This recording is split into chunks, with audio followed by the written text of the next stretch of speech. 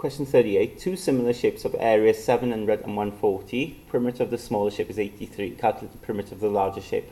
Now with this sort of thing, I like to do a little sort of diagram, okay, of the shapes. It doesn't have to be anything specific, right? Just like to see it visually.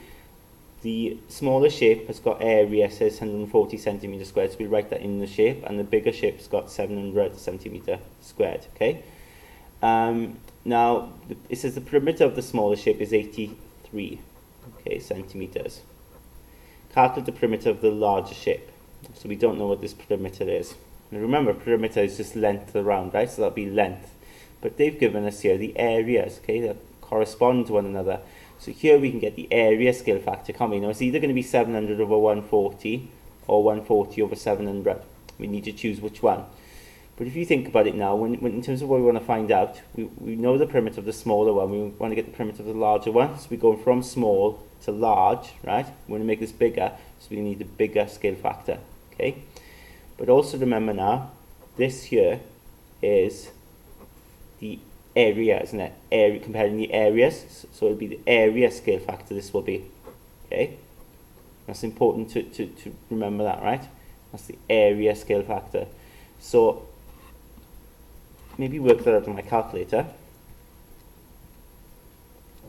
That comes out quite nice, doesn't it?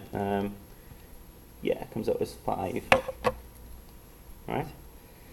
That's the area scale factor. Now ask yourself, what are we going to do to get the length scale factor? What are we going to do to get the length scale factor?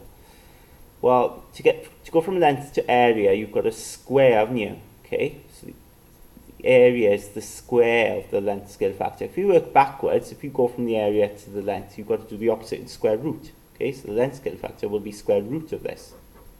Okay, square root of 5, which is sort of a horrible number, but that's what it is. Okay, so then to get the area, to get the perimeter then of the large,